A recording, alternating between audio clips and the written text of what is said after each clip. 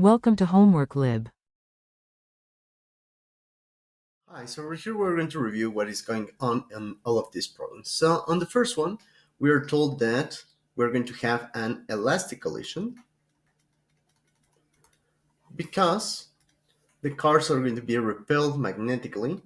So what is going to happen is that momentum needs to be conserved, right? This is going to be true for elastic and inelastic collisions. So the change of momentum is going to be equal to zero. From here, we know that this is equal to momentum at the final minus momentum initial, and we can separate the final momentum on the red and on the blue card. We're told that the mass of the red card is exactly 3 times the mass of the blue card. So what is going to happen is that the final momentum is going to be momentum final for the red card plus final momentum of the blue card minus the initial momentum for both of them, for the red and for the blue. So the blue card initially is going to be at rest. So over here with a minus. So this is going to be 0. And the final momentum for the red card is going to be 0. We can replace the final momentum for the blue card. This is going to be mass of blue times velocity blue final minus mass of red initial velocity for the red. So what we know here is that the mass of red is equal to 3 times the mass of blue. So since this needs to be equal to 0, the velocity on blue final will be equal to mass of red times initial velocity of red divided by mass of blue. And this is going to be equal to, replacing over here with a 3 times the initial velocity of the red.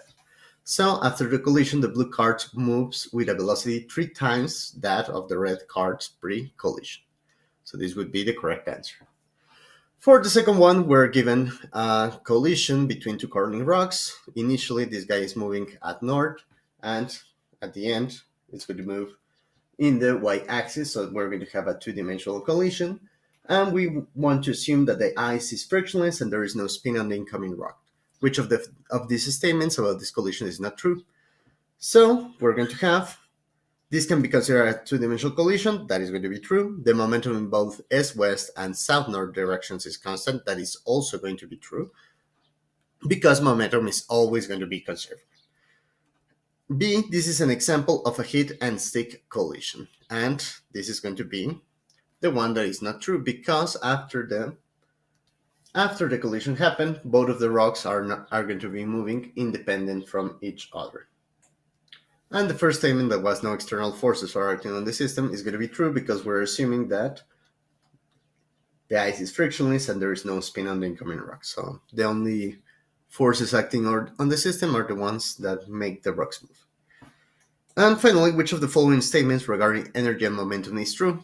And in this case, you put down that in an elastic collision, momentum is conserved, but energy is not conserved. And in this case, what is going to happen is that for elastic collisions,